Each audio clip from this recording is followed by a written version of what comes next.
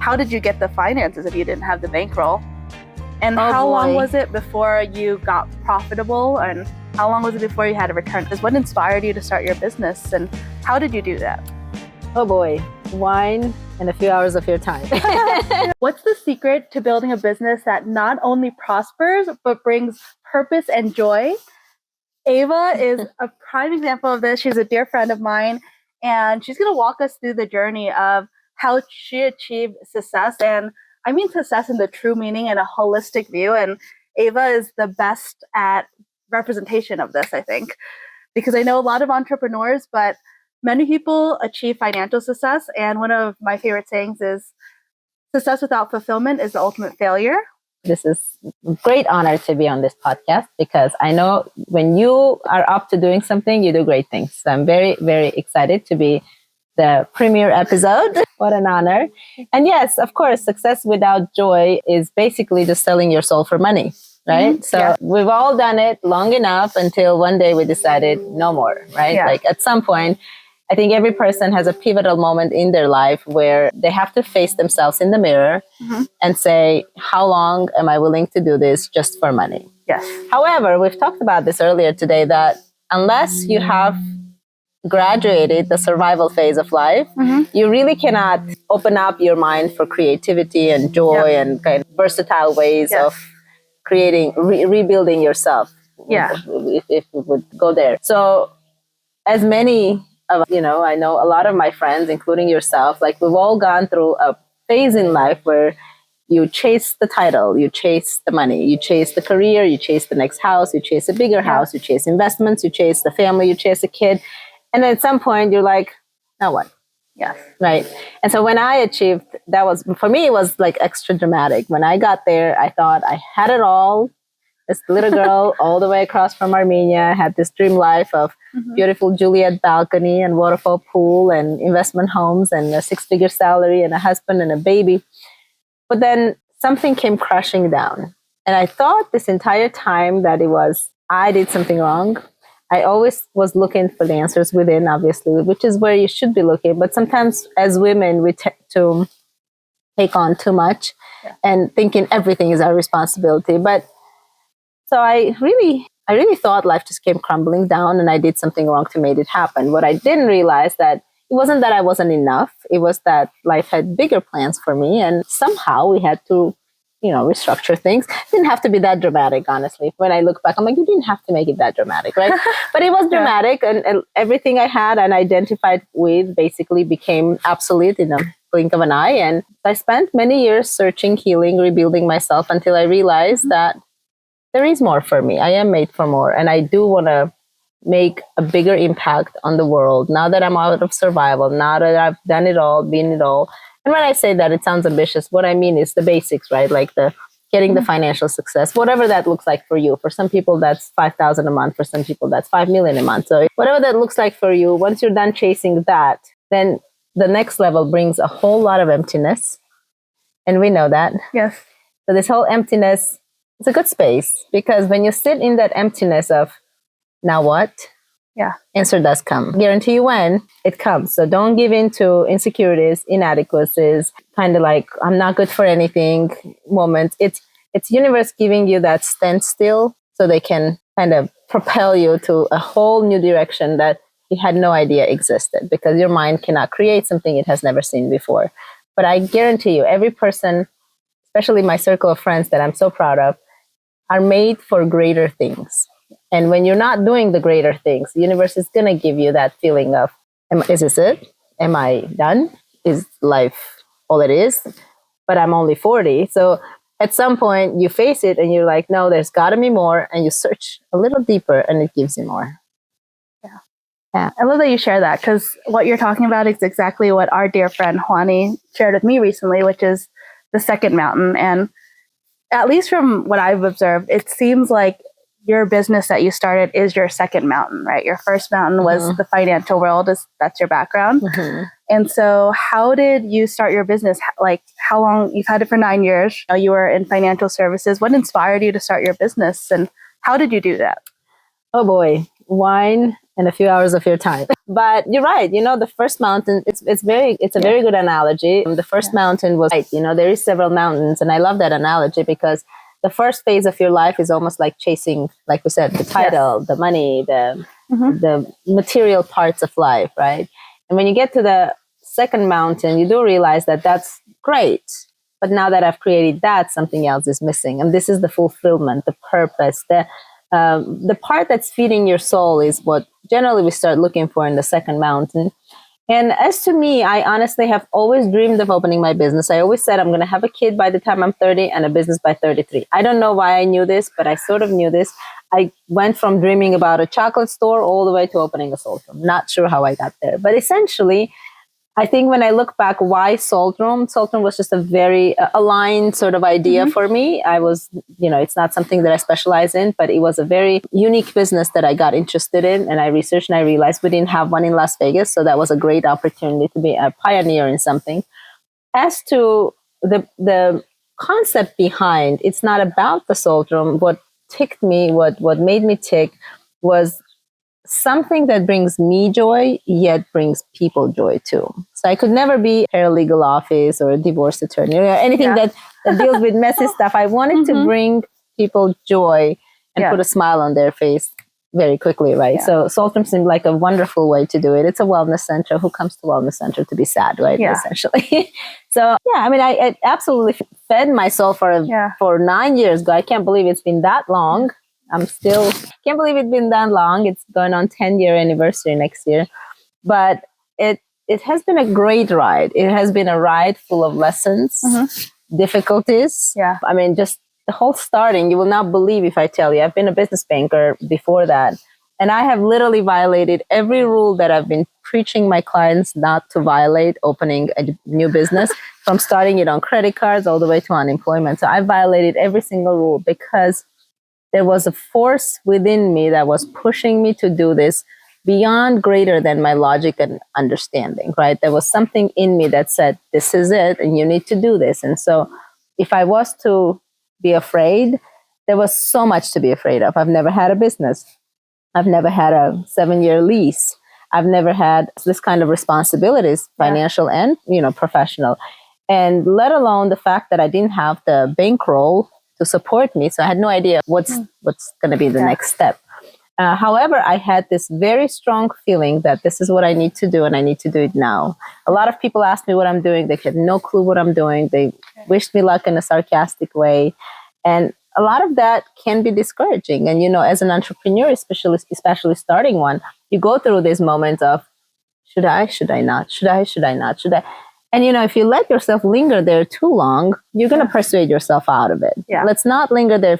If you feel the force within and you feel like you're meant to do this, pull the trigger, go forward. Because what happens once you're in it, there's no pulling back. You're already invested in it. You sort of have to figure it out. And most likely you will figure it out because there's no way to go back. You have to go forward. So you figure it out. Not without stress, not without sleepless nights. What do you do? Yeah. And so exactly what happened. So several years, this business probably went through 3 major points where we thought we're going to fail. We thought we're going to fail. But we're still standing. Yeah. That tells me that the business has its own mind, its own soul, and it's meant to be here for the community to service us here in Las Vegas. And, at this point, I'm really grateful that it has made it finally. It wasn't a smooth ride, but it was very fulfilling figuring all that out. First of all, you mentioned, you didn't have the bankroll, and a lot of people who want to start businesses don't realize how much money it takes, 1, to start it up, and then 2, to keep it running, because there's a monthly overhead on top of the initial startup cost. And you come from a banking background, so I'm sure you know that. So what was it? Like, how much did it take you to start that up, and how did you get the finances if you didn't have the bankroll? And how long was it before you got profitable, and how long was it before you had a return? I know. Let's start one at a time. No, it's okay. Those are all tied into each other questions. And what the reason I said, oh boy, is not because it's a lot of questions, but because I'm about to say everything that you're going to preach against. And I myself would preach against. If somebody came and told me what I did, I'd be like, you're crazy and you shouldn't do this, right? But again, every person has this inner calling that they need to follow. I'm not no one to tell you can't succeed, because if it's meant for you in the cards, it's going to happen one way or another. So, and you just have to persevere. Right. In my case, it was literally one step before the other. Yeah. Because if I overwhelm myself with how much money do I need, like I couldn't even imagine those numbers in my mind at the time, right? Like, let alone leaving a paycheck and going into business, which is not guaranteed whatsoever, right? So that's, I think that was the biggest mind trick that you had to like train your mind, because it's an agonizing moment for mind when you don't have stability. It's very, very stressful. It is,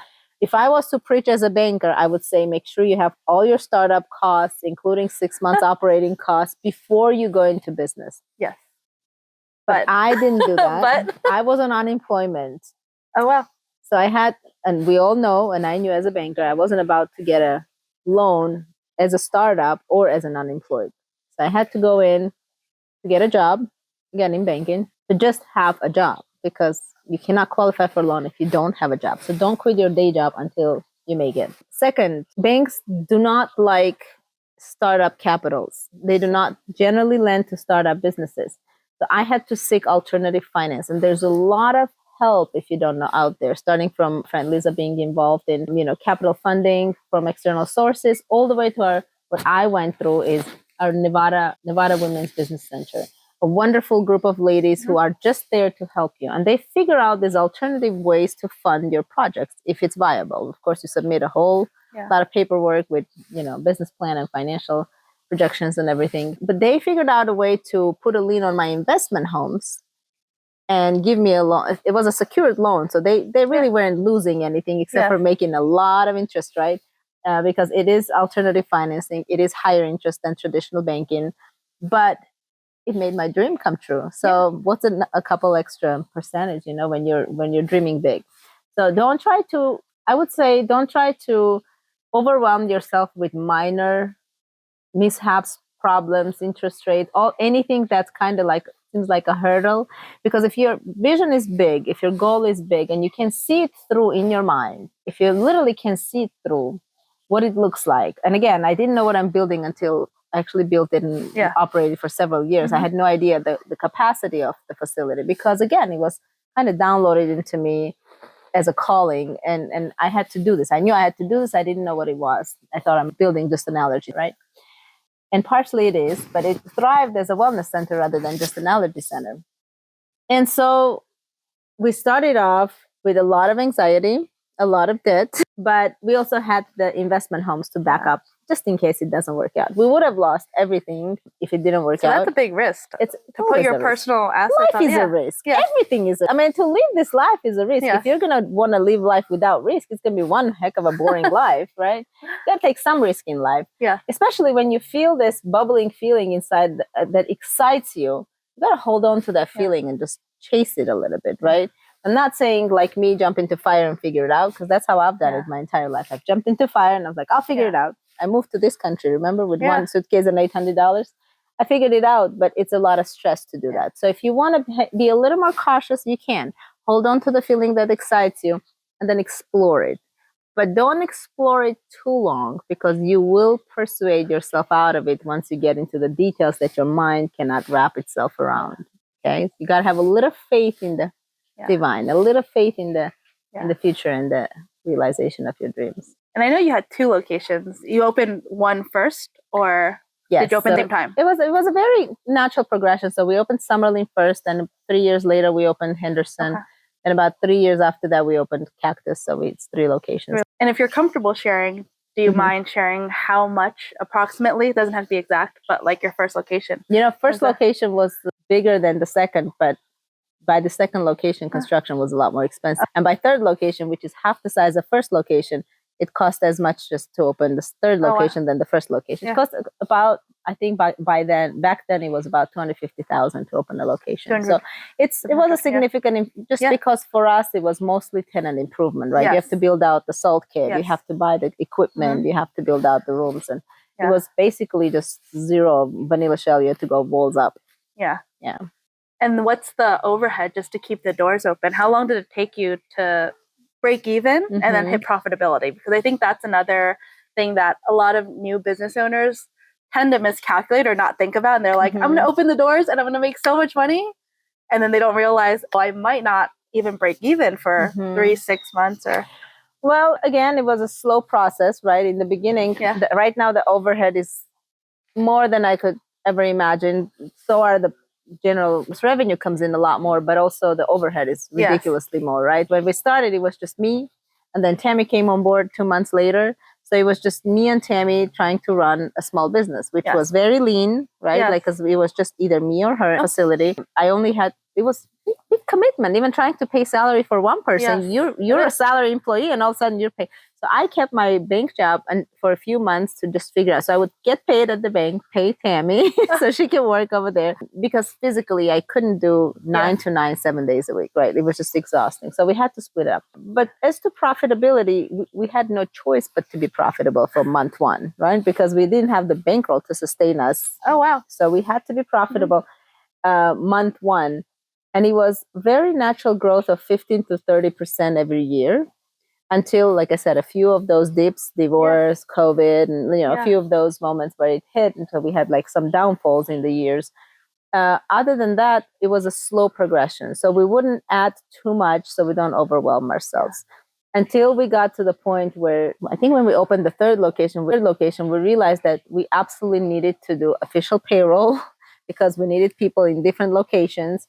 And I think that was my biggest growth pain, because realizing how much sustaining so many employees costs, it was a big, oh my God, like, how are we going to ever make it? Because at this point, you can no longer say, if we don't make it this month, I'll just dab into the savings and pull it out, because the overhead has become quite significant. You don't pull into, you don't dip into your savings and go 50 to 100,000, here's this month, just cover it, right? Because you have 2 more months and your cash flow is shut and you're out of business. You really cannot make it.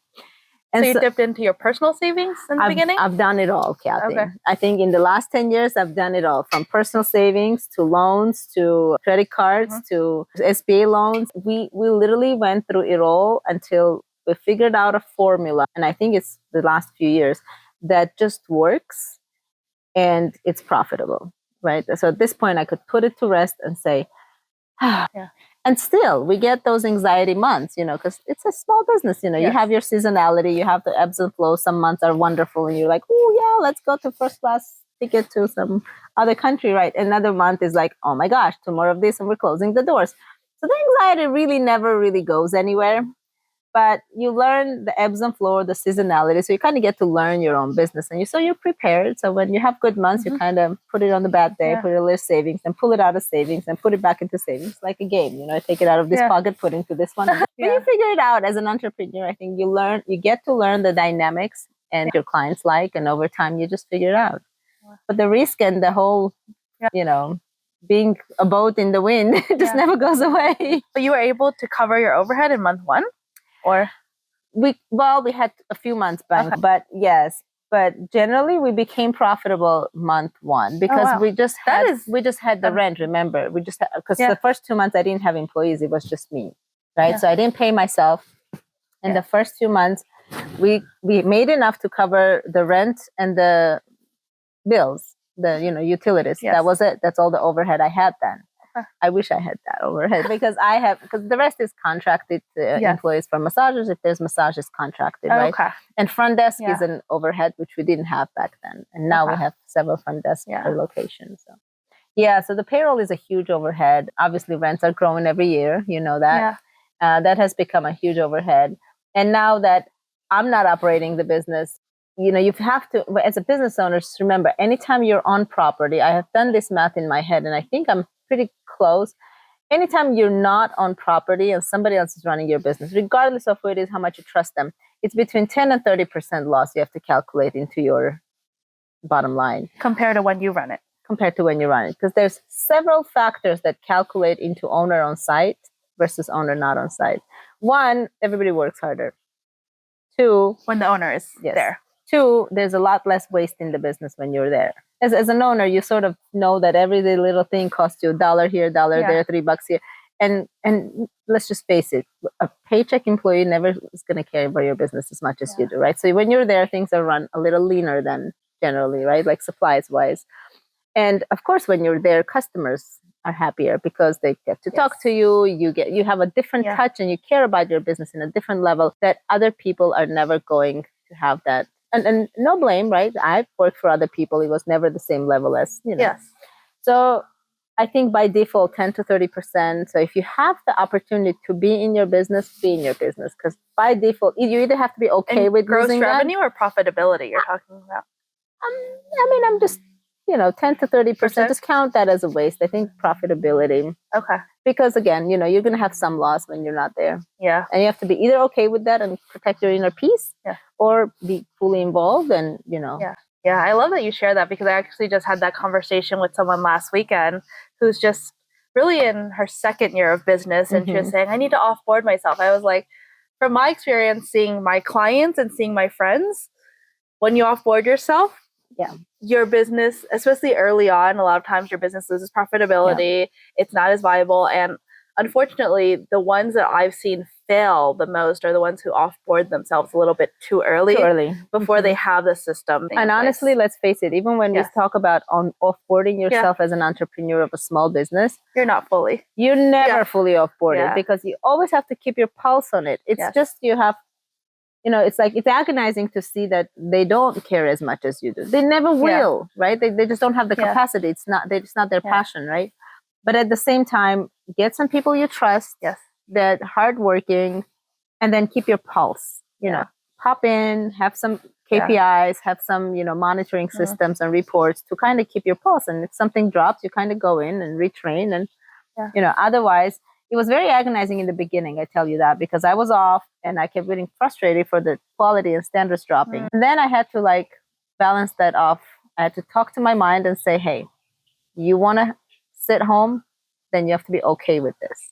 Otherwise, you have to go to work every single day and sit there. It's one of the two. So and how long have you not gone every day now?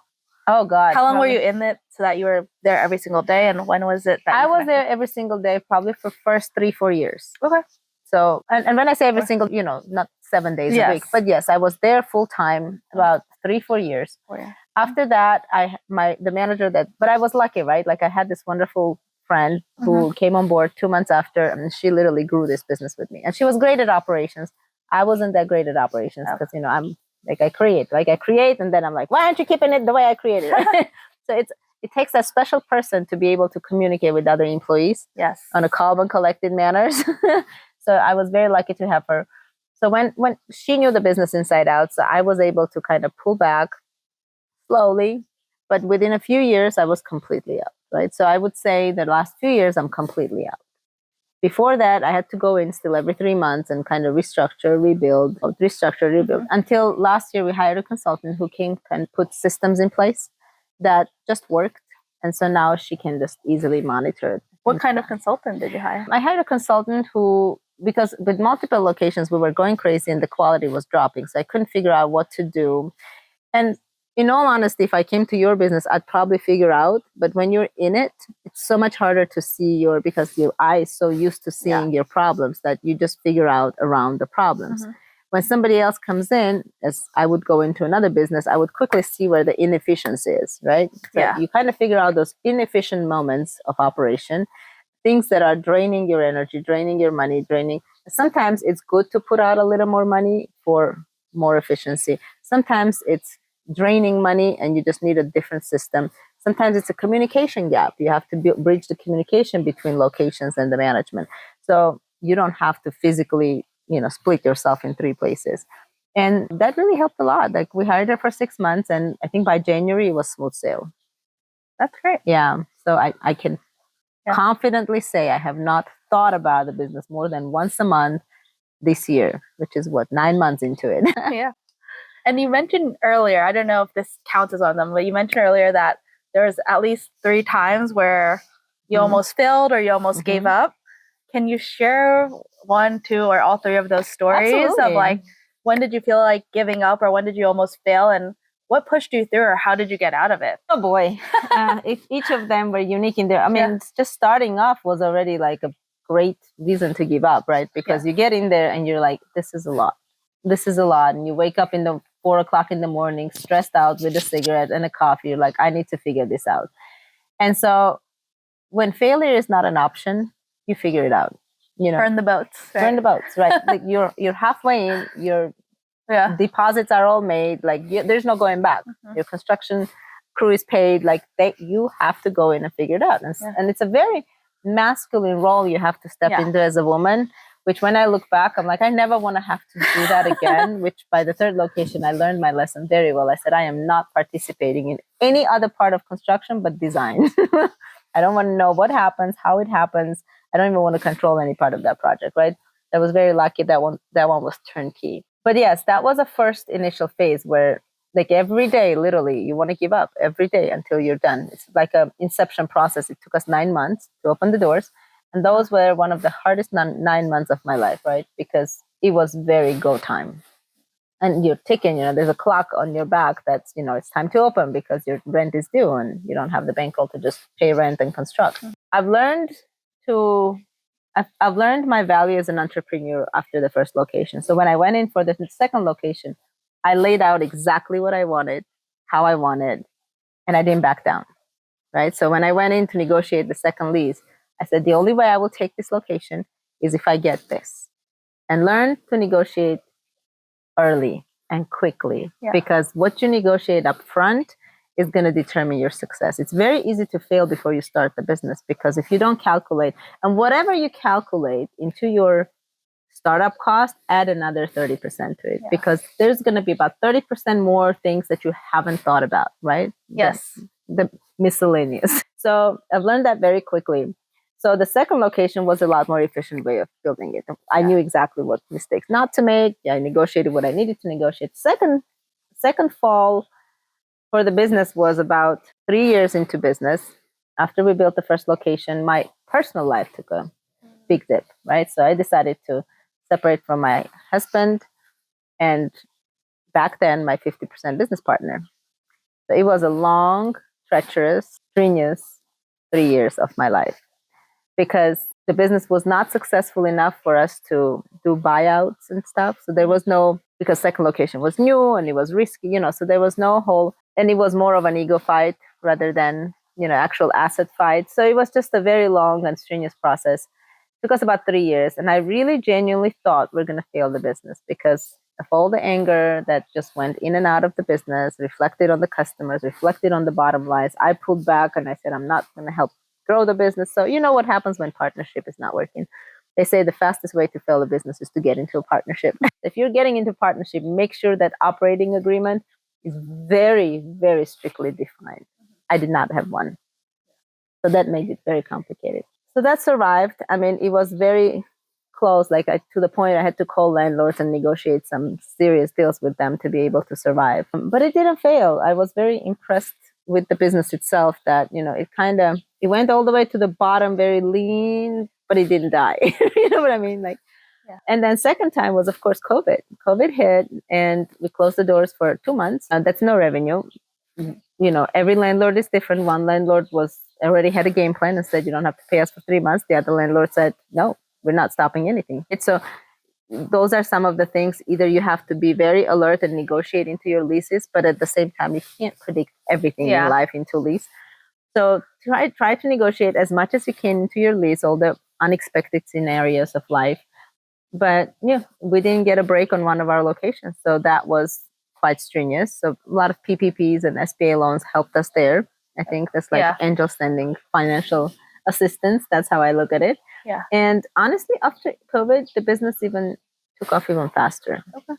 I don't know if it was the fact that people were locked for so long and they were looking to go out and do something. Yeah. I don't know if it was people got money. I don't know what it was, but our business thrived after that. Yeah. I think that's something that is really important to talk about because COVID is one of those, a lot of times it's a blessing in disguise. It was. And that success is not linear. And I think that's another thing that people don't realize when we get into business, that sometimes you can have a year, you go up here and then you dip up into the valley. Gosh, I had too many of those. But the next peak is higher than the previous always. peak. You always outdo yourself. How can you get through that valley? I think that's it. It's the preparation and practice, honestly, because as to COVID, I think one thing it definitely unlocked in people is the importance of self-care. Yes. A lot of people stopped, paused, and realized that they're selling their soul for money. and how much family time and self-care is important. And, they had no choice but to self-care because they were bored. And I think that's part of why our business became more of a priority for people, because they realized that they do need to incorporate self-care. And I pride myself in best self-care club in town. And so I think that's part of the reason. But you're right. There is always dips and valleys. There's always peaks. But as a person, I think too, when you grow, you always outdo yourself. You never really, I always say, I had to start 3 times in life, but you never really start from scratch. Because you have a base to start from. You have a knowledge base, you have a maturity base, you have this innate wisdom that you start from. So you're always going to outdo yourself. Every time you reinvent and rebuild yourself, you're always going to do better. I always say that too. I say you don't start from zero, you start from experience. Of course. But that also comes with personal growth and mindset. And I often say that training your mind is like going to the gym. And a lot of people, it's like, I feel like when it comes to physical training, they get it, right? It's like, you're not going to be like, oh yeah, I'm going to start taking gymnastics classes and I'm going to go to the Olympics in a month or 3 months or even 1 year. But when it comes to mindset and intellectual training and the skills that we need to build a business or to build our life, I feel like so many people are just like, oh, why am I not there yet? Right. 1 month, 3 months or a year in, when someone else who has been training, let's say, going back to the gymnastics analogy, if someone has been training gymnastics since they were 3 or 5 years old, right? And then you're just starting, because I feel like in parallel with the entrepreneur journey, there's a lot of personal growth. So how does that work for you? How has your personal growth journey paralleled your professional and business growth? Like, was there a personal weakness or challenge that you had to overcome? Or do you have any specific tactics or strategies for new business owners that would help them build up that resilience, that mental grit, persevere? That's a great question. What comes to mind is how you do anything is how you do everything. And that sounds very silly, but if you really pay attention to your patterns as a human, that's usually patterns you're carrying yourself with you through the life, through business, through personal relationships, through everything. So if you're a quitter, if you're a procrastinator, if you're not a go-getter, but like, what's the opposite of that, right? Like sort of a dreamer, but never taken action kind of person. That's pretty much how your life and how your professional life are going to turn out. But if you're somebody who gets things done and perseveres no matter what, gets what he wants, that's also going to be translating directly into your business. That's why I say determination is key. How bad do you want it? And what is your biggest why, really? Because if you don't have a why, people come to me, I'm Armenian, and a lot of Armenians, when they migrate to the US, they'll come to me and say, we came with X amount of money. What can we do? And I look at them, I'm like, what are you passionate about? Like, are you crazy?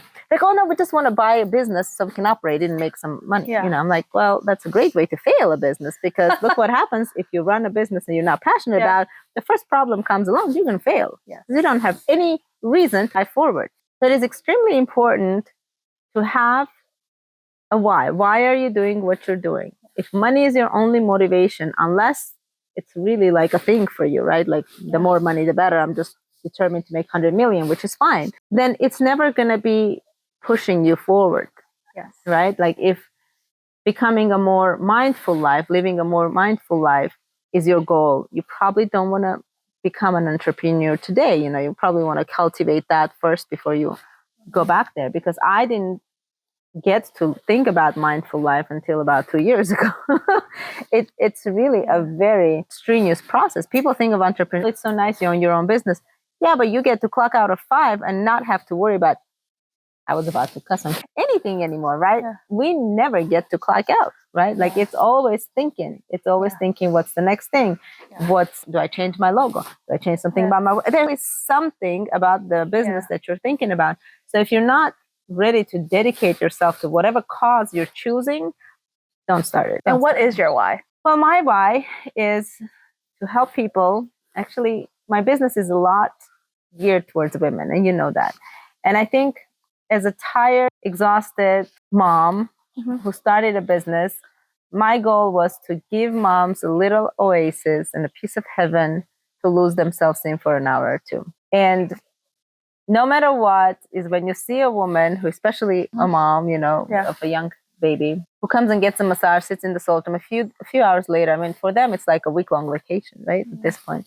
So nothing fuels my soul more than women who just like smile genuinely because they're happy when they don't even have makeup on because they just got a facial, but they feel glowing from inside. And nothing is, really more rewarding than a woman feeling at its best. So my mission is to preach the importance of self-care for our community, because if you're not taking care of yourself, if you're not fueling your soul, I've been there, I know, your soul is depleted. You can never pour from an empty cup. You can never care for a child, for a husband, for anybody from an empty cup. So you're going to be one frustrated woman when you are depleted. And so you need to nourish your soul. And I feel like Soultrum provides that platform to go nourish your soul and then go be happy and then share your happiness with the world. I love that. Yeah. And I love what you said about having a passion and focusing on that first, because I agree with you wholeheartedly. Like, I get so many people that are like, I want to be an entrepreneur. I want to invest. I want to start a business. What do you recommend starting? Because I work with so many business owners and I see the books transparently. I'm like, well, you have to figure out what it is you're passionate about. Right? And I think right now a lot of entrepreneurship is glamorized in a lot of ways. Because people see the success on Facebook. And they only see the highlight reel. Exactly. They see you like being in society. They see you shaking hands. They see you getting certificates and awards. What they don't see is the sleepless nights. Like I said, when you wake up 4 o'clock in the morning trying to figure out something with your contractor and get something through their head. And, then you explain to them for the next 3 days and it comes out wrong, right? So they don't see all these moments of complete, breakdowns, mental breakdowns, I would say. We don't post that on Facebook because that's pretty, right? Yeah.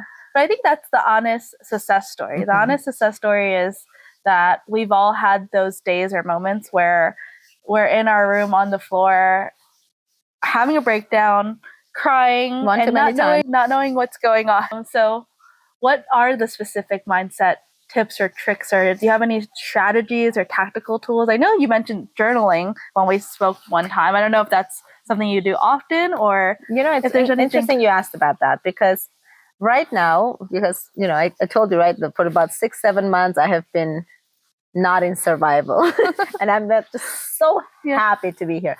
And finally, what happens when you're not in survival, which means you're not thinking day-to-day business, your mind, because you are who you are, you cannot fix that, you cannot lose that, you are who you are. So my mind starts creating again. And for a minute I was thinking, what now, right? What is my purpose now? Like, I can't think of this as being the end of my journey. I'm only 40. Like, how do I make something of myself? What is my purpose? Why am I even here living this young and just, as much as sad as it sounds, it's like I'm young and successful, but what's next, right? And so it came to me, my mind started creating because it rested enough. And what I decided to create is a transformational program for women to help them craft their ideal life and get them from A to B, from where they are to where they want to be in their dream life, all the way to owning up to their story. And the process of it is breaking down dysfunctional belief system, overcoming fears, tapping into that subconscious mind and seeing what's holding us back from where we want to be.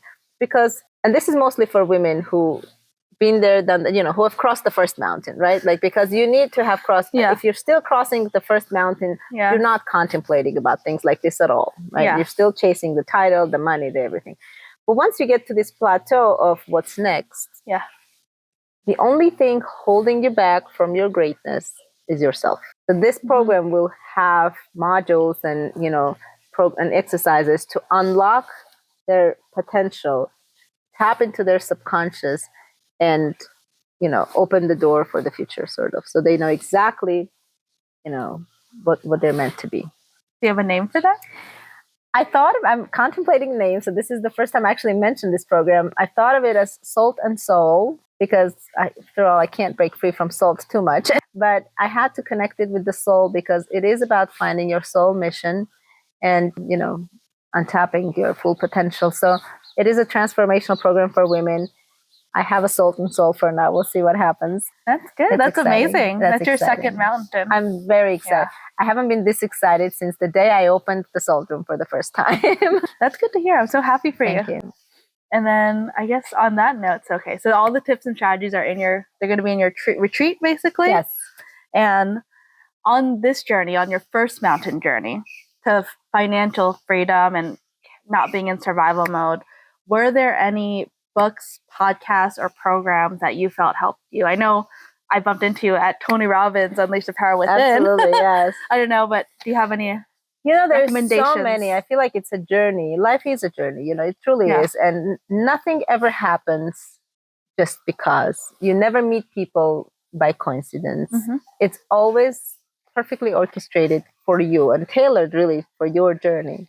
So if you really pay attention to the cycles of life, you realize that about every decade or so, it's about the same story, different people, different settings, but same story, which means there's learning to do until you graduate to the next level, right? But there's too many books to mention. I'm happy to. Brené Brown is a great one for women. I've read probably every book that she's written. Daring Greatly. There was a book called On Becoming Limitless. I think that was the first one I read and kind of Arianna Huffington. On Becoming Limitless. It basically talks about every phase of your life and the challenges of it and how do you kind of overcome it. Joe Dispenza, he did a big trick, and I'm actually going on to Joe Dispenza in a few weeks, and I'm super excited about it because I am very analytical as I am spiritual. So it's hard for me to just trust the divine without any proof. And I think many of us can be guilty of that. And we'll have some faith in it. Usually, people always have some faith in them, but whether it's religious or not. But then there's that show me, right? There's that show me how. And so I think Joe Dispenza does a fabulous demystifying the mysticism of universe and showing you the capacities of your brain in a very scientific way for you to understand that a lot of what you talked about, the mindset and why, if you focus on positive amplifies, if you focus on negative amplifies, by literally physically showing you the sparks in your brain, how the neurons connect and they fire together. And I think he does a fabulous job. And if you ever want to have that, if you're very analytical, if you're very scientific, you need proof, Joe Dispenza does a fabulous job explaining. Tony Robbins is a great inspiration. Yeah. You do have a big dip after him because he gets you high. Yeah. And it's hard to sustain that high, but he shows you the steps how to get there, right? Mm-hmm. It's crafting the perfect routine. It's adding on little habits, right? And before you start eliminating the bad habits, you add little positive habits to start replacing those. So it's a step-by-step process, and nobody can get there from yesterday to tomorrow. It's a life you constantly build, rebuild, reinvent yourself until you're perfectly happy with where you are. And you kind of sustain that for a while until something else changes and you keep adding on. But changing and rebuilding yourself, I feel like, is a lifelong process, because if you get too comfortable in the autopilot, a decade can go by and nothing will change in your life. If, in fact, it will get worse, because if you're not growing, guess what happens? You're not staying the same. You're deteriorating, right? Mentally, physically, in any way, shape, or form. So try to be, there's a book, right? 1% Better. Try to be 1% better every day. Learn something new every day. We're forever students. It's whatever it is that you're curious in. It's not about learning a certain thing. It's about improving yourself, yet not being trapped into, I'm not good enough, I need to be better. Because they say self-help can be a trap, right?